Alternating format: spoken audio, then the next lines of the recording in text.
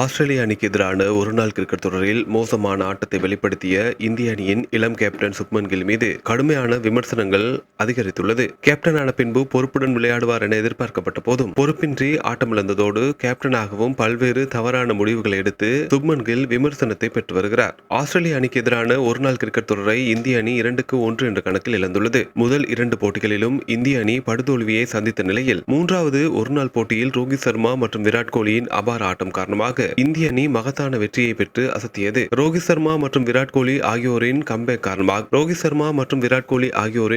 காரணமாக இந்திய ரசிகர்கள் உற்சாகம் அடைந்துள்ளனர். அதே நேரத்தில் இந்திய அணியின் புதிய கேப்டனாக நியமனம் செய்யப்பட்டுள்ள சுப்மன் கில் மீது கடுமையான விமர்சனங்களை முன்வைத்து வருகின்றனர். ஏனென்றால் 3 ஒருநாள் போட்டிகளிலும் சேர்த்து சுப்மன் கில் 43 ரன்களை மட்டுமே சேர்த்திருக்கிறார். ஏற்கனவே வெளிநாட்டு மைதானங்களில் சுப்மன் கில்லுக்கு விளையாட தெரியாது என்ற விமர்சனங்கள் எழுந்தன. அதனை இங்கிலாந்து டெஸ்ட் தொடர் மூலமாக மாற்றி காட்டினார். ஆனால் ஆஸ்திரேலியா ஒருநாள் தொடரில் மீண்டும் பிட்சில் கொஞ்சம் ஸ்விங் அல்லது வேகம் இருந்தாலும் எளிதாக சுப்மன் கில் விக்கெட்டை பறிகொடுத்து விடுவார் என்ற பேச்சுக்கள் அதிகரித்துள்ளது. ஏற்கனவே ஆஸ்திரேலிய மண்ணில் சுப்மன் கில்லின் ரெக்கார்ட் படுமோசமாக காணப்படுகிறது. தற்போது புதிய பொறுப்பு கிடைத்த பின்னர் மாறுவார் என்று நம்பப்பட்ட நிலையில் அது இன்னும் மோசமாகி இருக்கிறது. அதே போல இந்திய அணியின் பிளேயிங் 11 தேர்வில் எந்தவித நாட்டமும் இல்லாமல் திட்டமிடல் இல்லாமல் சுப்மன் கில் செயல்படுகிறார். ஏனென்றால் முதல்நிலை ஸ்பின்னர் இல்லாமல் எப்போதும் ஆஸ்திரேலிய அணி களமிறங்கியதே இல்லை. ஆனால் கம்பீரின் ஆதிக்கம் காரணமாக அக்ஷர் பட்டேல் மற்றும் வாஷிங்டன் சுந்தர் ஆகியோருடன் சுப்மன் கில் களமிறங்கிவிட்டார். குல்தீப் யாதவின் தேவை குறித்து இந்தியாவே ஒரே குரலில் கூப்பாடு போட்ட போதும் அவர் செவிசாய்க்கவில்லை. கடைசி போட்டியில்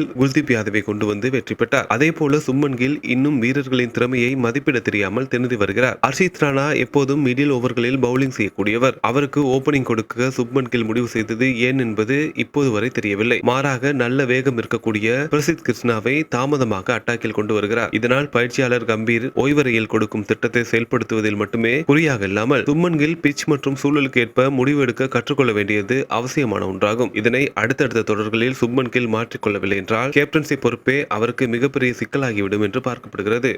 உலக நடப்புகளை உடனுக்குடன் அறிந்திட News 21 தமிழோடு இணைந்திருங்கள்.